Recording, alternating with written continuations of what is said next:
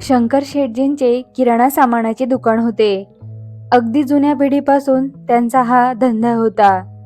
शंकर शेट देखील हाच व्यवसाय पुढे करत होते. दुकानामध्ये माल आणणे, दुकानाची साफसफाई करणे, सर्व ग्राहकांना व्यवस्थित माल देणे, हे सर्व ते आनंदाने करत असत. ते अतिशय मेहनती होते. कोणतेही काम ते हलके मानत नसत. कोणत्याही गोष्टीचा त्यांना गर्व नव्हता. ते ग्राहकांना व्यवस्थित मोजून मापून सामान देत असत. मालात भेसळ नसे, त्यामुळे गिऱ्हाईके खुश असत. आपल्या गोड बोलण्याने त्यांनी ग्राहकांना आपलेसे केले होते. त्यांच्या दुकानाची चांगलीच भरभराट झाली होती. त्यांना आदिनाथ नावाचा एक मुलगा होता. तो मोठा झाल्यानंतर तो देखील आपल्या वडिलांना व्यवसायात मदत करू लागला. शंकर शेठ माल आणण्यासाठी परगावी गेले की आदिनाथ दुकान सांभाळत असे. दुकान चांगलेच भरभराटीला आल्यामुळे कामात मदत होण्यासाठी शंकर शेठ यांनी 2 नोकर कामाला ठेवले होते, दगडू आणि नारबा. आता आदिनाथने माल घरपोच देणे देखील सुरू केले होते. नारबा आणि दगडू यांना तो घरपोच माल देण्यासाठी पाठवत असे. शंकर शेठचा एक गरीब मित्र होता. त्याचे अचानक निधन झाले. त्यामुळे त्याच्या मुलावर घरची जबाबदारी येऊन पडली. सदाशिव असे त्यांच्या मित्राच्या मुलाचे नाव होते.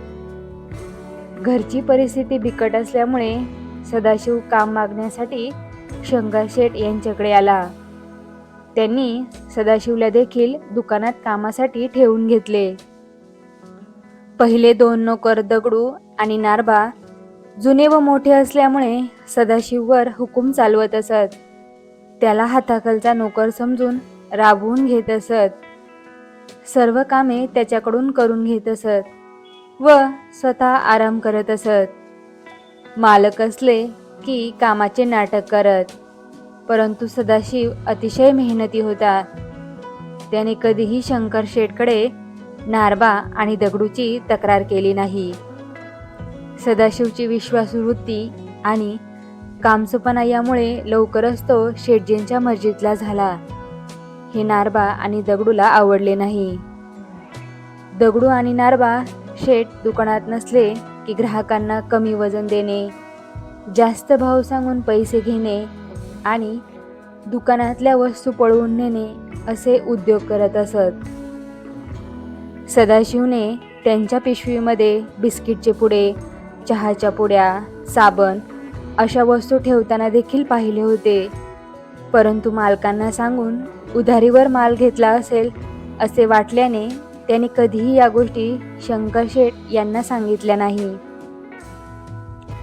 काही वेळा गिऱ्हाईकांकडून तक्रारी आल्या तेव्हा शंकर शेठजींनी नारबा आणि दगडूला त्याबद्दल विचारले आणि पुन्हा असे झाले तर नोकरीवरून काढून टाकीन असे सांगितले. त्यांना समज देऊन पुन्हा कामावर जाण्यास सांगितले. परंतु दगडू आणि नारबाला वाटले की सदाशिवने मालकाजवळ आपली चहाडी केली असणार. तेव्हा आता सदाशिवला नोकरीवरून काढण्याचा त्या दोघांनी बेत आखला. दुपारी नारबा आणि दगडू सदाशिवला अगोदर जेवायला सांगत असत आणि मग नंतर ते दोघे जेवत असत.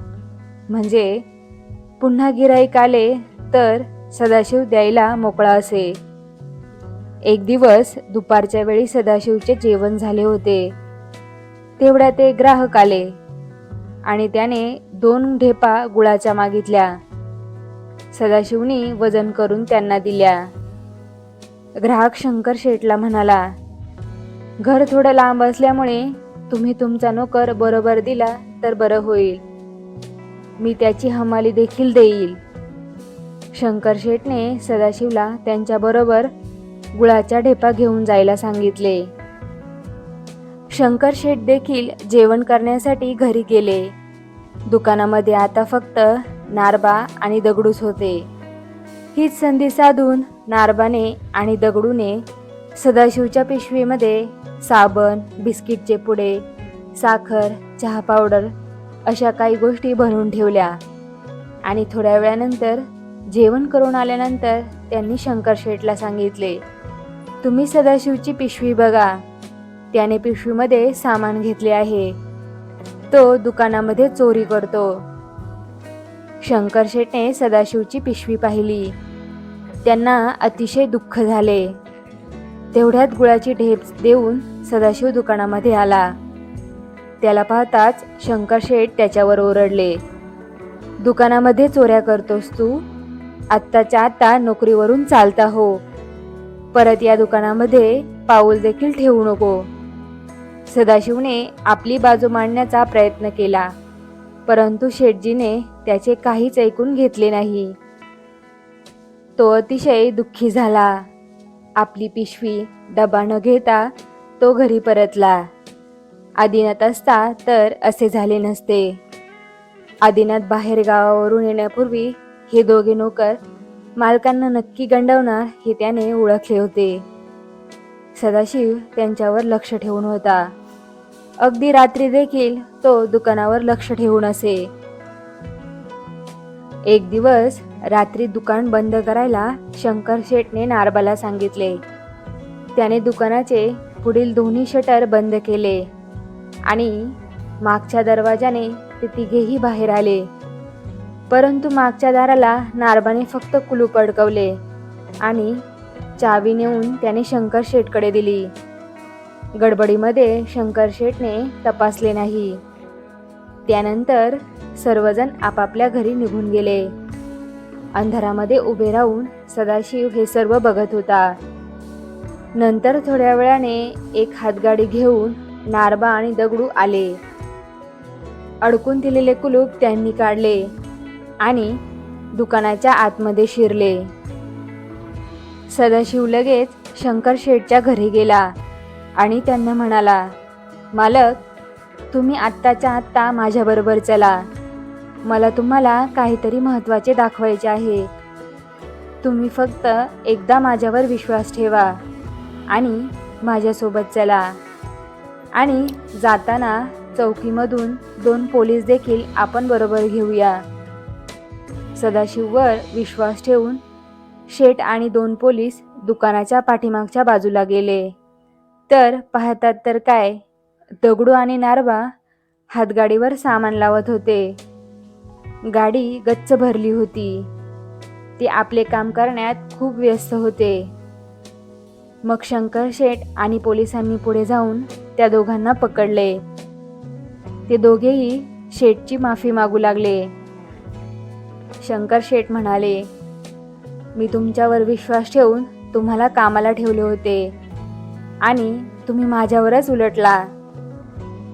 तुम्हाला माफी नाही. पोलीस साहेब, या दोघांना घेऊन जा आणि चोरीच्या आरोपाखाली या दोघांना मोठी शिक्षा झाली पाहिजे. पोलीस नारबा आणि दगडूला पकडून पोलीस स्टेशनला घेऊन गेले. शंकर शेठ सदाशिवला म्हणाले, सदाशिव, माझे चुकले. या दोघांवर विश्वास ठेवून मी खूप मोठी चूक केली आणि तुला कामावरून काढून टाकले. पण तरीही तू लक्ष ठेवून मला मोठ्या संकटामधून वाचवलंस. सदाशिव म्हणाला, मालक, हे माझे कर्तव्यच होतं. शंकर शेठ म्हणाले, तू उद्यापासून पुन्हा कामाला ये. आता आपण दोघे हे सर्व सामान पुन्हा दुकानामध्ये ठेवू. सदाशिव म्हणाला, ठीक आहे. नंतर ते दोघेजण दुकानामध्ये सामान ठेवण्यामध्ये व्यस्त झाले.